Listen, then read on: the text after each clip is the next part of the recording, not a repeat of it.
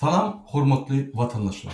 Ýene-de sizin bilen birgedek Murat Gurbanow, Türkmenistanyň halk hereketiniň Demokratiýa Watan Türkmenistan halk hereketiniň lideri. Men şu gepleşigimde sizin bilen ýanky Türkmenistanyň gelen habarlar bilen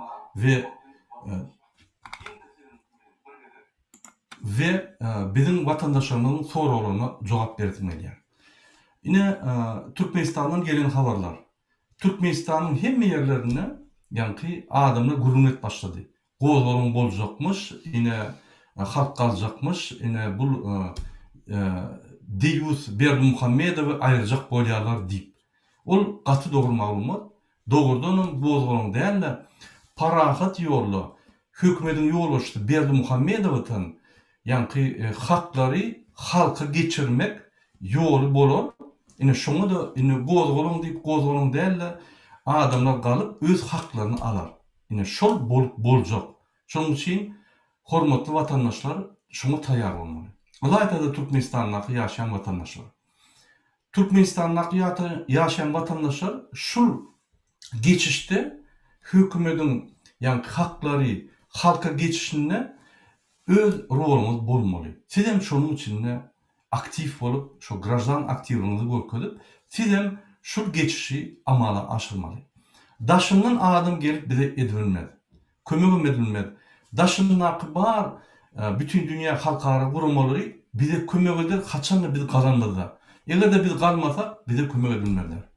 Misal için, bizim bir vatandaşımız şeyle sonra koyuyor. Eğer de halkara gurulmalar, şu taýlawlary, şu bolup geçen taýlawlary tasdiklamasa, ol saýlawlar dogry hasap edilermi? Ine şu toragda şonu men birinji diýen adam bilen baglanşykly men size düşündireyim. Bütün dünya halkara gurulmalaryň işlerini. Bütün dünya halkara gurulmalaryň işleri şeyde bulunan. Şu ýerde bir jarnama bar, adam hukugyny goraýan jarnama. Şoň esasyna bar döwletler gol çekip şoňa ýygylanýar. 193 tane döwlet bar, 200. Şoň içinde. Şoňa 7 döwlet goşulanok. Onun öz saýy sebäpleri bar. Ine şu gurulma goşulan adamlar gol çekdiýär. Şu jarnamany biz kabul edýäs. Şu ýerde adam haklary, adam hukuklaryny biz hormatlaýar we şunun esasyna konstitusiýamyz edýär. Şer döwletiň konstitusiýasy şol jarnama deňelýändir. Eger de jarnama deňelmese, onda konstitusiýany aýyrmaly. Ine seredim. Türkmenistanyň konstitusiýasy şol jarnama deňelýär. Birinji. İkinci, şu Türkmenistanyň konstitusiýasyny diňe bağlaryn Türkmenistanyň ýerine ýetiriji hökümetiň ýolbaşçysy Berdimuhammedow ýene ikirek boldy. Ol jenaýat iş, şu jenaýat iş boýunça şuny diýmedim diýende ýanky muny kadetler kesitler 8-10 aralyk ýyllar kesilmeli. Sebäbi özü konstitusiýanyň garanty bolup, özü şu hukuklary hemmeler hormatlandyrmak adam özü bolup, özü islen adam edýär. Ine öz itini deputat etjek bolsa da edilýär. Hiç kim onu hiç tatlı bilmez. Häzir özü ýerine ýetirici hökümet bolan soň her döwletiň 3 tane şahasy bar. Ýerine ýetirici, ýanky kanunlary çykaryjy mejlis ýa halk geňeşi we ýanky sudlar kadetler, ýokary kadetler. Şu 3 türlü şaha aýratyn bolmaly. Şu ýerdäki adam şu şahanyň üstünde bolmaly, ýa içinde ýermeli, ýa parlamentde adam kabinet ministrinde işlemeli. Şonuň arasyny ýürütip bölýärler, demokratlyk bolar ýaly, bular bir arasyna çekileşip bolup, ýanky kanun esasyna bir-birini izadlar ýaly edilýär, ýürütip. Şu konstitusiýanyň esasy düýüniň, esasy maksadynyň esasy ýanky şertler şeýle.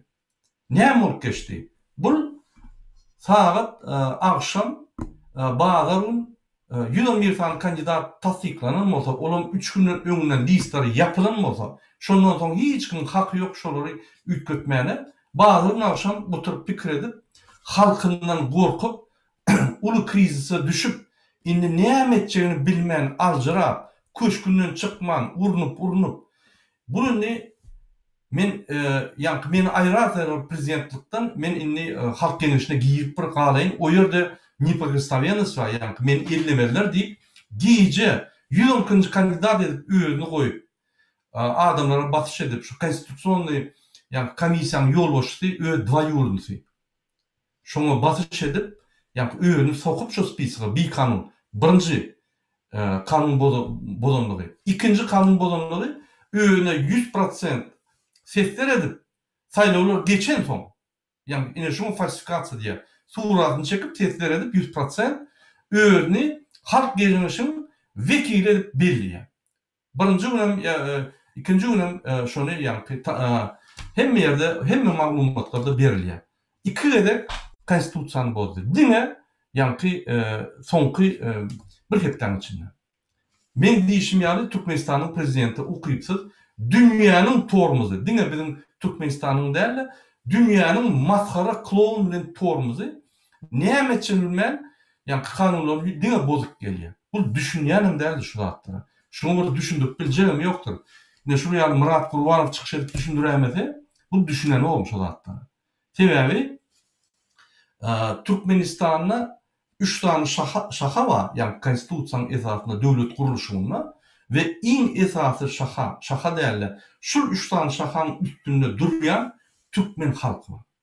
İstenlik vakti diyelim şu sekund Türkmen halkı yukarı kalıp şunu çalışıp bilye, konstitusiyanı durduk bilye, sayıları geçirdik bilye, hem de adalet bilye.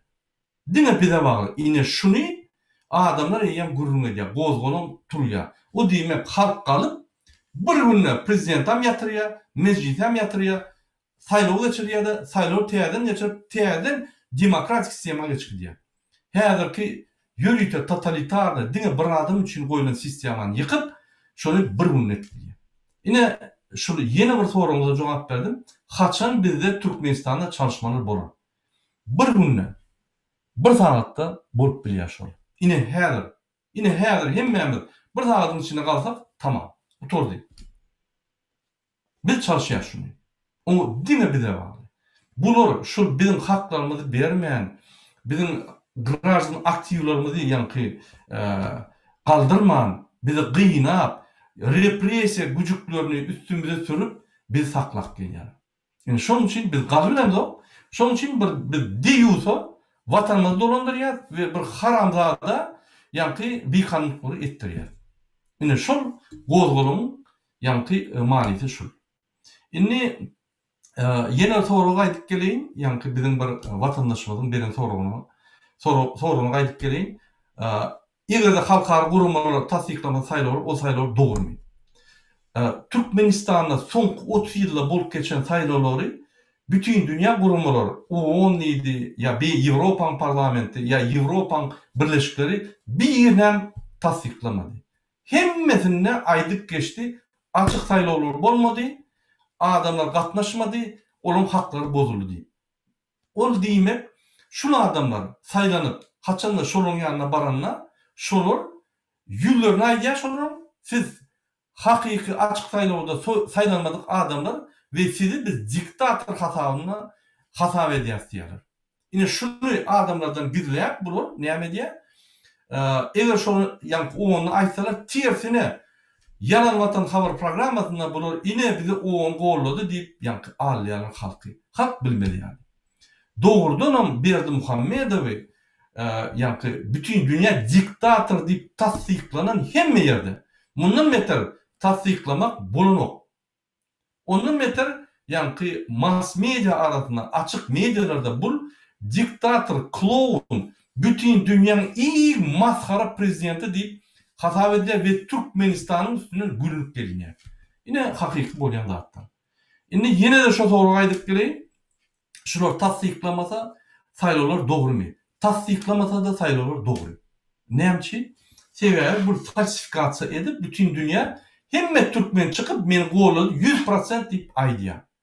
Onu biz onu mümkünçilik törediyor. Biz turup yok men seni saylamadım diysek onu bu bütün dünyada yani şu zatlar deymenin hakkı yok.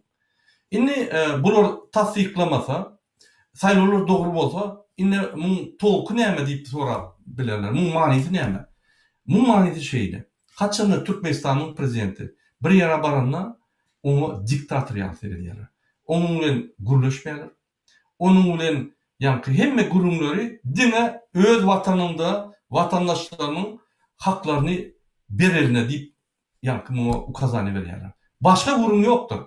Başga ene bile ikimiz öňe gideli ýa-ni döwletler ösdüreli. Näçe Ýewropanyň döwletleri ösdüren Türkmenistan. Dine şol üçin. Näçe Amerika döwletleri ýa ösen döwletler, Awstraliýa, Amerika, Ýaponiýa el beren ok.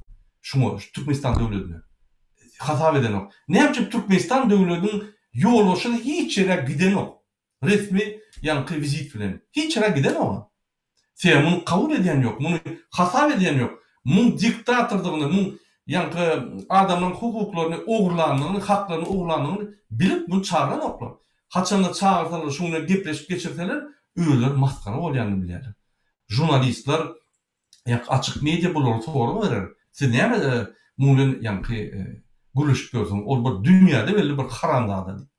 Ine şonuň üçin şular ine sivilizasiýanyň ösen döwletleri, sivilizasiýada iň bir ýygalyk diktator, bütün dünýäde ýigrenilýän adamlar ine Türkmenistanyň prezidenti we Türkmenistan. Bunu doğru düşünýär. Türkmenistanyň halkynyň günäsi ýok. Türkmenistanyň halkynyň bir günäsi bu görgüler turup öz haklaryny alýan. Ine şol. Galan zady bular Türkmenistanyň hökümetine ýüzüne urýarlar. Bu näme täsir edýär? Haçanda Türkmenistan şol ösen döwletlerden karz aljak bolsa, kredit aljak bolsa ýa-da golla men diýse, bular birinji bilen soraw berýärler. Sen Türkmenistanyň haklaryny berjaýat, adamyň haklaryny eline ber. Bunun gıyıgırı var diye. Bir adamın hakkı bolanok bizde konstitusiyamda serin demokratik konstitusiya deyip ağzını doldurvar diye. Yine şonu devletin yadan hatları yani pravzashitniklerin bütün dünya ekspertler gelip analiz et ki diye yüzünü vuruyor. İmsim dilini kızıp oturuyor yine. Şunun için bunu hiç kim kabul eden yok, hiç kim hasap eden yok, hiç yere bar bilen yok. Kim yanına var ya? Türklerin yanına barıp Turvan'a girecek diyemese, Putin'in yanına varıp yani men sizi gollayan diyemese bunu hasap edenim yok. Yine şul bizim döwletimizi östürýär mi? Yok. Şul bizim cemiyetimizi östürýär mi? Yok. Şul yani hadise bizi dine çukur mümkün diye. Onun dışında yani iqtisadatdaýdan, sosialdaýdan, siýasatdaýdan polny proval. Maskara. Yani inni galwa bilmeýärler bular. Şonuň üçin ine şoňu düşünüp öz oyunlaryna düşüp, çukura düşenini bilip, bu inni parlamentde geçip özünü gorarýarlyk pikir edýär. Putina oglu bilen Raşid Meridow nämiş boldy diýär. Şo ýerde meni gollan ölüp barýan halkym ip barýar diýip ýa-ni aýdýar. Iki zany ýaşy bolan listovka paýla tutulanyny görüp inni halkyndan gorp başlady. Bir 500 adam, 1000 adam, 2000 adam, 5000 adam kalsa kaçıp gidiyor. Yine şöyle yani bir korku karanlığı. Yine bu neye tesir ediyor? Yine haçanda Türkmenistan'ın prezidenti başka bir banklardan, kuz banklardan kredi alacak olsa bunun reytingi var. Devlet reytingi. Devlet reytinginde bir yani punktlar var da 75, 150, 215 yani pozisiyalar var. Şu pozisiyalar boyunca analiz edilip baha verilýär. Ondan şoň esasında bankirler görýär, bu döwlet diktator bolsa, ýerdi halk muny ýyksa, bar berilen kreditler köýýär diýip, muňa ýa-ni ýanaşman daşlaşýarlar. Ine şoň üçin kredit liniýasy ýok. Hiç kim kredit beren ok. Öz dostlary bolan ýa-ni başga diktatorlaryň beren ok, muny ýykyljagyny görüp durlar. Şoň üçin ine şo zatlara da täsir edýär şu saýlawlar. Indi bu esasy mani näme şu saýlawlar? Esasy mani biz aktiv goşulandyk. Biz grajdan aktivitemizi edemiz. Saýlawlar bolanda şu sen taryhynda her saýlawlar bolanda iň esasy Türkmenistanyň döwletiň ýurdun öňüne borjun ses bermek. İň esasy.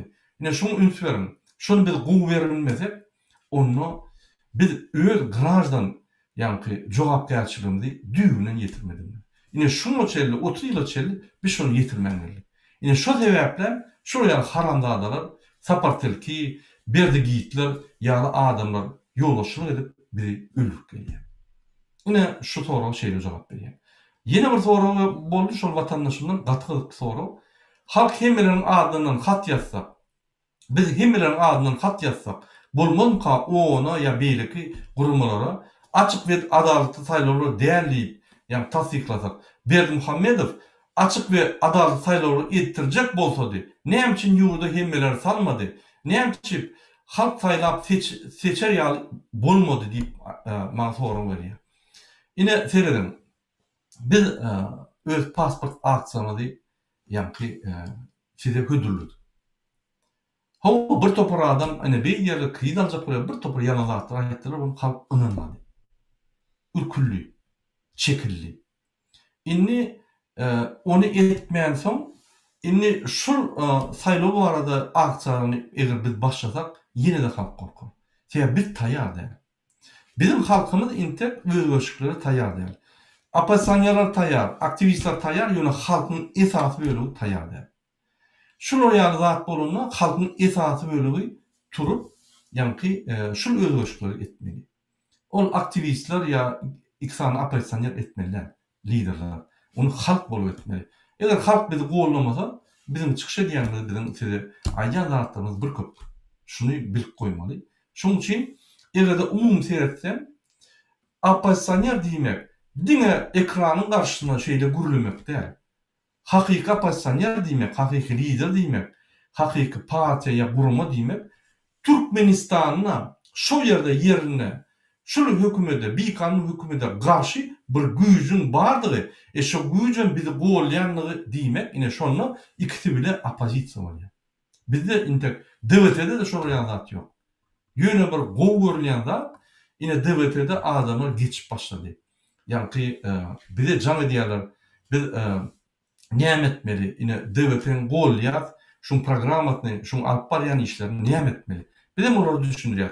Telegram programmatyny açýam, öz toparyny döredýän, gönden göni bizim bilen gatnaşýan da biz sana düşündirýär. Hemme ýa-ni kömeklerini edýär. Ýoş-ýoş şuraya ýeçekler bol. Biz ýoş-ýoş galan ýagdaýymyzda, bir wada galan ýagdaýymyzda biz düzelýär. Şuraya işler biz alyp barýar. Ine şuraya işlerde bizim Türkmen halkymyz öz ukyplygyny görkezýär. Men gaty geňörýän. Meni gorkudýarym şu zatlar, gorkudyp berendir ýa. Şular gaty öňmärýär. Adamlar oğullardan, kalkoğullardan, Lewap, Daşoğuz, Balkan, Mari velayet, Ahal velayet can edip Telegram'ın adyny eşit görmeden adamlar Telegram açıp öz oğuldaşlaryny salyp gruppa ýasap, gürlüňleşip öz arşykaýetlerini bize aýdyp, bizim şolary işläp, pikir alyşyp öňüňde otyrlar. Ine ondan şolara bir gelene edilip 2 sekundda galmaly diýip iýersen şol galan ýagdaýyndan uturdy. Parahat ýagdaýda geçikdi. Ine şonu adamlar düşünüp alyp gidip otyrlar. Haçanla biri ine bize intek jemgyýetimiz taýýar däl. Biz ine Ýewropaýa bolup bilmez. Ine bize hökman prezident gerek, Demirel gerek diýse ýalan aýdypdyr. Poknikdir. Ine seredim. O wan adamlary Telegram nämedigini işitmedik. 2 günden soň Telegramny professional bolup meni öwredýär, şunu etmeli, şunu etmeli. Şul kontrol, bul näme? Öwrenip otyrlar. Bizim halkymyz ukyply. Hökümet basyp şulara ukyplygyna ýol bermän soň, informasiýa bermän soň blokady bilen ok. Bizde prezident wezipeni aýyrmaly dogry. Bizde parlament döwleti bolmaly. Bizde kabinet ministriniň ýolbaşçysy, birinji ministr bolmaly. Şol diňe ýetirji, ýani hökümete alyp barmaly, diýje uly işläp hökümete galdyrmaly. Ýani döwleti galdyrmaly, ýurdu galdyrmaly, adamlar kömek etmeli. Diňe ykdysady, siýasat we sosial sorunlar çözmeli. Ine şonu parlament kontrol etmeli. İsleýän wagty, isleýän gün, isleýän saat üýşüp duruşuny çarşyp bolýar şol ýani hökümeti, kabinet ministri. Hemmetini atstavka gurulsaň şo bolmaly. O diýmek bizde hökümet çalşyp durulan hökümet. Häzir näme hökümet? Ömürlük gelýär, sapartylky ömürlük geldi, bulamyň ömürlük. Oğluny goýjak bolup, orsiýada bar, ýani ruhsat sorap, öz bärik geçip, ýani mahinasiýa, manipulasiýa edip, oğluny goýup, ömürlük indimin aýryp bolan ha. Bu, ýani ol nemeler bolýar, ýylan ýaly tenine ýapyşyp, muny goparyp bolan teninde. Ine şolar bolmaz üçin biz prezident döwlet däl, parlamentski respublika bolmaly. Ya da parlament prezidentski bolmaly, onu şo ýerde hem prezident bolmaly, hem kabinet ministri bolmaly, hem parlament. Parlament şulardan ýokarrak bolmaly. Şu ýa döwlet bolmaly. Biz yerine ýetiriji hökümeti 100% kontrol etmeli. Ine şu ýerden haramlyklar başlaýar, korrupsiýa, paraxorluk, kanun bozukluğu şolardan başlaýar. Ananyň hökümetin öýle kanunlaryny bozup bizi basyp gelýär. Seredin MHM, polis, harbuluk, prokuratura, ýani gazetler bize hyzmat etmeli adamlar bizi basyp bizden pul alýar. Hiçbir kelläňe geljek satmış ona. Ýok. Sebebi muň arkasynda haram dağılır. Muň arkasynda cinayetçi günle konstitusiýany bozýan Berdimuhamedowdur. Ine şonuň üçin bolar. Ine şonuň üçin şuň arkalaryna şu ýaly haram adam durmady ýaly. Diňe parlament hökümetini, parlament respublikany etmeli we kabinet ministri etmeli. Arkasynda durdumy? Duruşun bilen cinayete çekip atstavkaýa bermeli, bolýar. Ondan bu ortadaky paraxorlar, ýani MHM, prokuratura hemme öz yerini bilýär. Ya da cinayet tutup giderler. Ine şu ýaly. Şu hukuny Türkmenistany dolandyrýan prezident däl, korrupsiýanlar, paraxorlar. Şular bolmasa prezident öz köşkünden 1 metr aňyrsyny dolandyryp bilenok. Ýykylýar. Doly. Ine şu ýaly. Indi men bir başga gurulmy gozajak sedim bilen Türkmenistana pul geçirmelimi, geçirmeliler. Men tede haýyş edýän hemmäňize. Biz häzir Türkmenistanyň içinde köp soralara ünsür terip dur. Şu gün bizim görüşümizde iň esaslar biz Türkmenistana pul geçirmeli, durulmaly hemmäňiz. Näçe? Sizin pul geçiriş, ýani pullarymyzy Türkmenistanyň prezidenti Ulanyada hedil edip öz yktysadyny hem Türkmenistan saklapdy.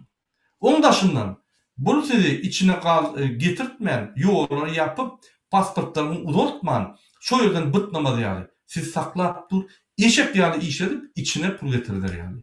Sebebi siz içine gaýtsaňyz, birinçiden içinde iş talap edersiniz, işini oňap bilenok, işlerini berip bilenok, ikinciden şu pullar gelmeýär. Her ayda biz hasap etdik, 120 milyondan 150 milyona çeldi pul gelýär. Ol Türkmenistanyň arasy giýdejeti, bir köpük Türkmenistan hökümeti şonu harç etmedi, şonu almak için özünden ýokardan düşýän, asmandan düşýän gaýtarmalar kredit. Ine şonu söylediň. Size haýyş. Siz maşgalaňyz bilen gürleşiň, şu 2-3 ay tykşytly bolar ýaly. 2 adama $50 köp geçirmem. Egerde guruluşyk işler bolsa, egerde ýa-ni bir iş almaly bolsa, ya da denajyny geçirmeli bolsa, ya ýeni bir zat etmeli bolsa, toýlar tutmaly bolsa, saklan 2-3 ay. Näme mesele düşünýär?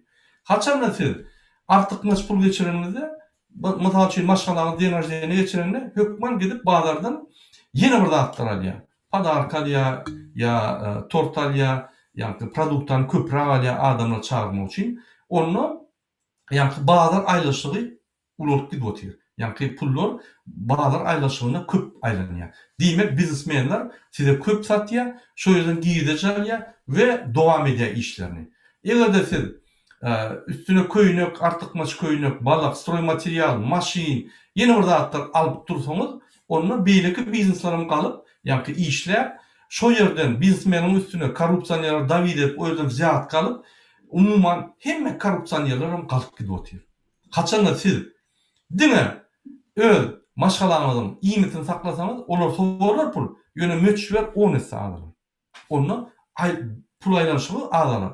Onda korrupsiýa alýar. Onda korrupsiýanyň stavkalary peseler. Sebebi adamlarda pul ýok. Sen $1000 diýsen getirlenok. Bir qarz alyp bir $50 getirýärmiňler, onu şu stavkalary açar. Ol bir ikinji uçuk gider dolar. Görýäňiz, dolar saklap duran daşyndaky türkmen watandaşlary. Türkmenistanyň prezidenti ukypsyz ne dolar saklamak, ne içindäki manadym hümmetini saklamak. Döwletiň hili näme? Hökümetiň hili. Şoň manady, şoň valutasy, şoň valutasy köpük bolsa, onu şu döwletiň işleýän adamlaryň hili zero. Bunyň başajaklary zero. Bunyň etbiljekleri zero. Bular hiç sada okuyupsa hiç daha da gerekli değil adamlar. Bunu gitmeli. Yine şunun için size haş ediyen devlete toparma adından, bizim aktivistlerin adından stop, pulu geçirmeyeni 2-3 aylık durudum. Ben orta çıkış edip aydıktım bir gedek. Yine her Türkmençe aydiyem. Durudum da şu hakları dolar kalar, hova, adamlar yankı kösener adacık yöne diktatura yıkılır. Sebebi şu dolar kalan vakti halk yankı kalıp başlar, katı çalkap başlar. Çıdamaz bu zatlara. Yine şundan korkuyor. Bu dolar saklap bilmiyor. Dolar saklap gelen sizler. Bu ne pulu var? Bu siz saklap geleni dolar, bunun TV baylıklarını satıp öz kuruluşuk biznesin üstüne Ahmet Çalık bilen pullar çıkartıyor. Ne yapacak bu ya adalatsızlık? Saklan. Büküp durur. Yollar açacak olsanız aydarsınız. Biz geçiririz yollar aç. Büküp açar. İnanın. Yine şolardan korkuyor. Haçanda bir ağzı bir olup içine regirovka et başlasak korkup başlıyor. Yine bizim şu aksamız bizim haklarımızı alımız oluyor. Şunun için hormatlı adamlar, men düşünýän o tarapda maşgalanmaz, çağamaz. İnanın, $50 her iki adama iyi verseniz aşığından ölmez. Gaýtyp, bahalar düşüp, şu iyi berýän dolarlarımız artykmaç bolar. Siz iyi berýän pullarınızı bankda ýygnap prosentine goýun.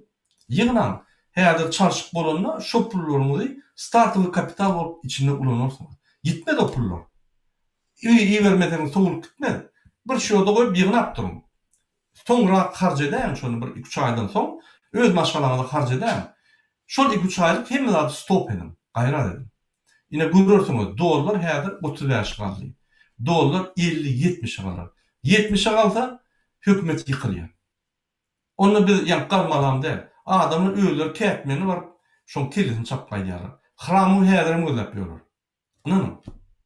Şoň üçin şu Türkmenistanyň ukypsy prezidentini ayırmak yolları köptür. Biz hemmetini ulanmalı. Biz hemmetini ulanıp şu her adamın canını yitirmen näçe yankı şolar bir jaýda çalışsak şol çoğu. Ine şoň üçin biz parahatlyk ýolda gidiýär.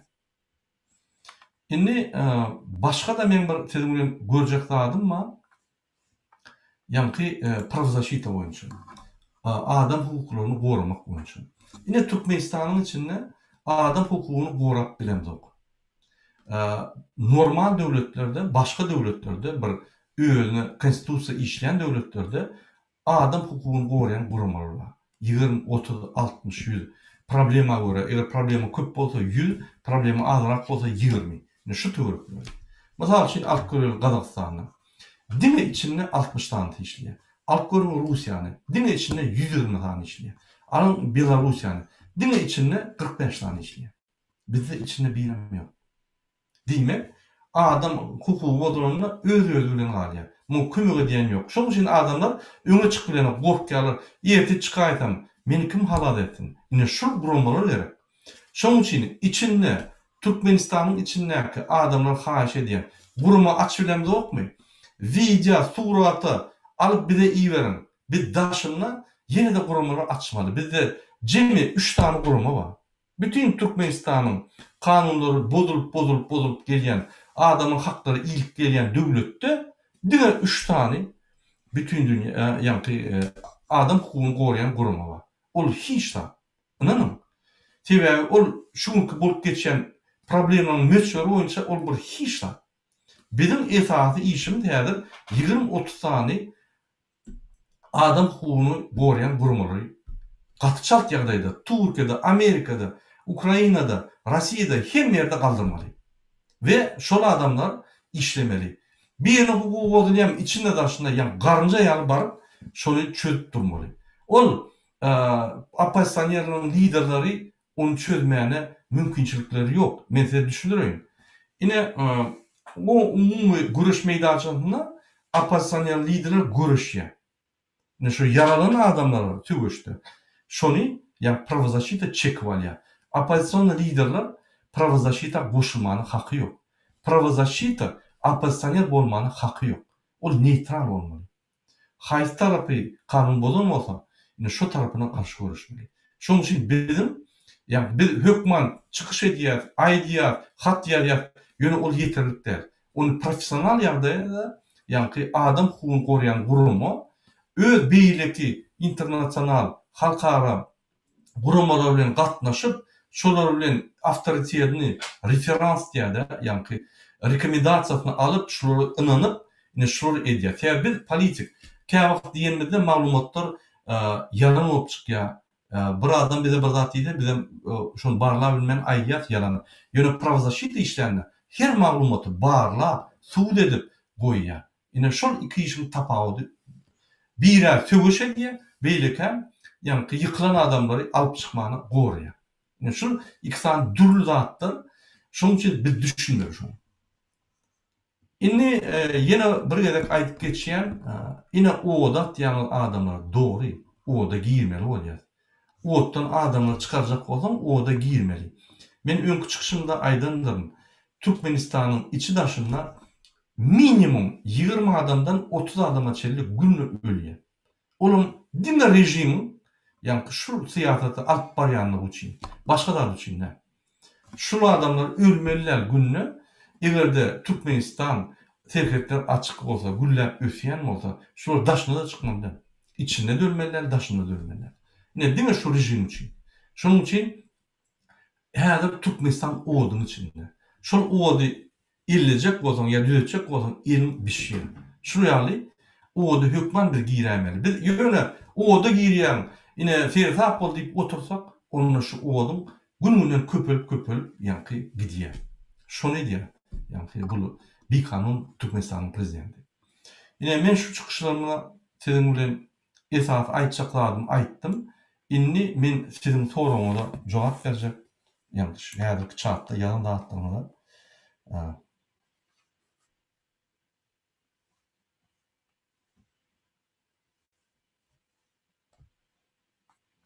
Biden habarlaşmış bolýan zatlardan diýen informasiýa bar. Bu fake mi ýa hakykat? Bu Biden habarly, Gasudarstyny departament Amerikan habarly, OON habarly, Ýewroparlament habarly, OBSE habarly. Biz hatlar ýazypdyrys. Erti ýene bir hat diýär, täze. Täze günlük bolýan zatlary biz goşkyny otyr. Biz ýa-ni durman ýazar. Biz habardar edýäs, anardan bize patwierdzenie gelýär. Hawa biz şuň üstüne işläp ýör, dosýe ýygnap ýördi. Bu bir zat. Ýöne bir dogry düşünmeli. Biden'ın hat ýazanyny bilen diňe Biden meselesi. Bu problema Türkmen halkynyň problemasy. Biz garamyzda Biden edil bir günde şonu çözer. Ýöne biz garamyz problema şonda. Şoň üçin ine näçip bir adam siziň maşgalaňyzda problemalary daşyndan bir maşgalaň adamy çözmeli. Biz çözmeli. Bizim maşgalamyzda problem barmy? Bizim oğlumuzda, bizim hakamızda, bizim ejemizde problem barmy? Biz oturup maslahatlaşyp şonu çözmeli. Ine şu ýaly Türkmenistanyň içinde problem barmy? Biz çözmeli. Biden'ın bize kömek ederler. Komşuňa baranda kömek eder. Ýöne o gelip günle senin öýüňde oturup sen çağırın, ýa-ni enatan problemini çözmeli. O bir gerek eder de ýene gider. Onu biz çözmeli. Bu problema iki zatdan var. Birinci, bizim cemiyetimiz has-pes, ösmedi, grajdan aktivnost düýünden ýok. O diýmek, şu diktator aýyrsak ýene diktator döýýär. Hökümet uratdy. İkinci problema diktator. Şu bizim problemamız diktator däller, halkyň grajdan aktivisti. Biz pikir edýär, ine Gurbanow diýeji Kakymrat gurulýar, ine şol gelsin çözsün, döwlet gerek bolsa alsın. Ine şu ýa biz diýenmizde bir şu problemlardan, maşgalaň içinde problemadan daşına çykyp çimçekdirmeli bolýar. Biz goşuljakka ölüm öldürmeli. Biz goşulmaly. Täze bu siziň geljegiňiz, siziň çağrymyň geljegi ykbaly, bu döwletiň ýurdunyň ykbaly. Her adam ölüne Türkmen ýan bolsa goşulmaly. Sebebi näçip bir adam, bir haramzada günlük kanuny bozýan bizim ykbalymyzy kesiplemeli. Kim ol? Ukypsyz, özüni oňurmaýan, gürläbilmeýän, bir gezek ömrüni telewizionyna çykyş etip görmedik, halk bilen gürleş görmedik. Bir gezek ömrüni bir açyk şeýle oturup interwiu bermedik. Sebebi içi boş, hiç zat bilen ok. Hiç zat etmedik. Türkmenistanyň milli lideri däl, tersine, iň maskara lideri. şu maskaraların içinde iň bir lider bolsa ine şu. Türkmenistanyň iň bir buturan adamam şuňa görä atarysy. Näme? Buturan adam hiç bolmasa haramlyk öz daşdagylgyny diýär. Boldy. 10 adam, 100 adam. Bu bolsa haramlygy diňe Türkmenistanyň adamlaryna neden o? 4,5 milyon. Bütün dünya diýär. 7,5 milyon milyard adama haramlyk diýär. Allah bulary ýanky hemme maglumatlar Allah berip edýän işlerini ters kökledip ine şu ýan haramlany. Şonuň üçin biz Türkmen halky bolup şu haramlardan aýyrmaly. Bu adam bizi diňe çukurak edip otyr. 2023-nji ýyla çelli newdiň bahasy galmaýar.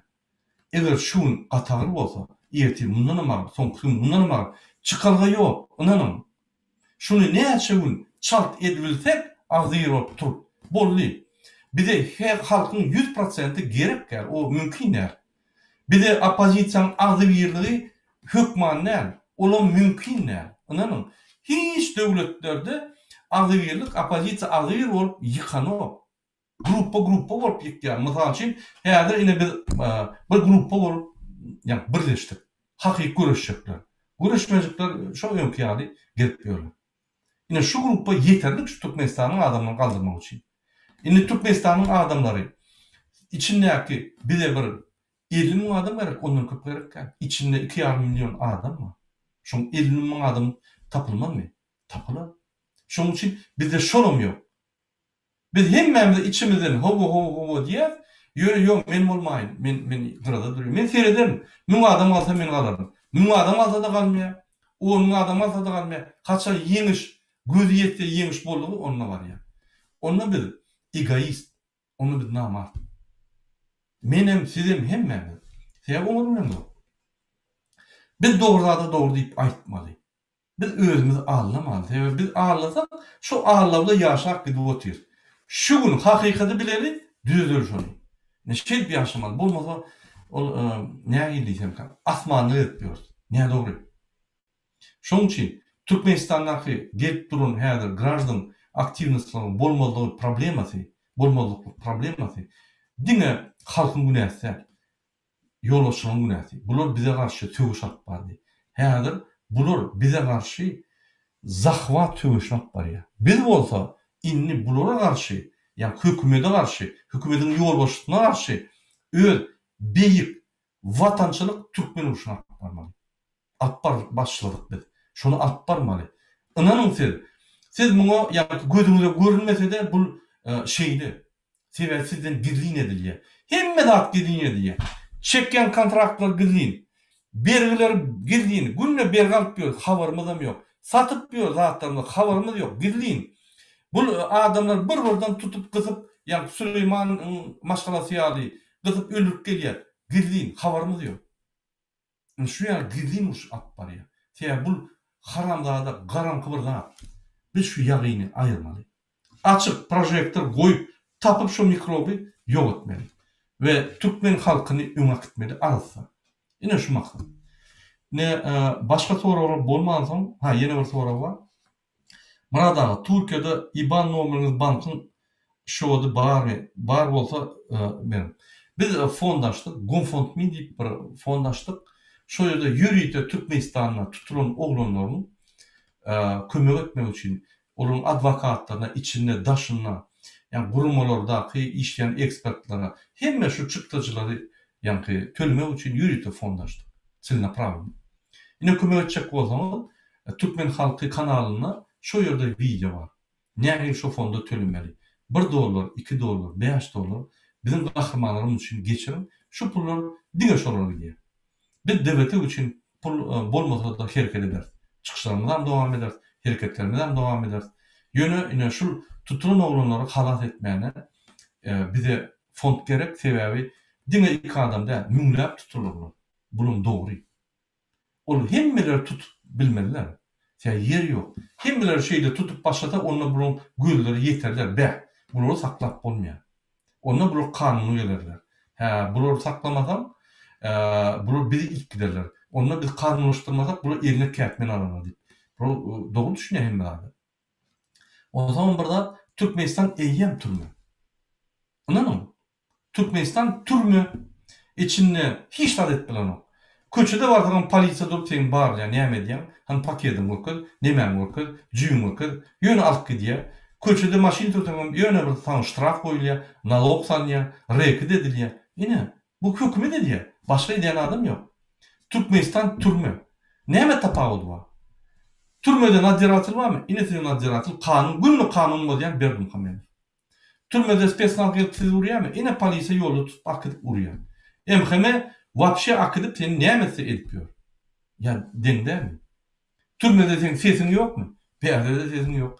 Türmede sen mejbur bolup işlemelimi? Beýerde sen mejbur bolup hökümetde $20 üçin işlemeli. Bolmasa olam yok, ajylýan. Türmede sana suw çörek berilýär. Beýerde sana hiç hak berilmez. Türmede de merve.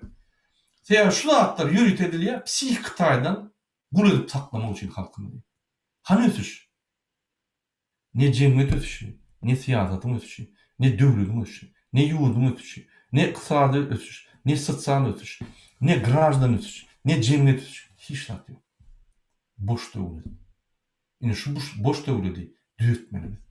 Ine şonuň üçin Beýik Türkmen halky diňe sag bol.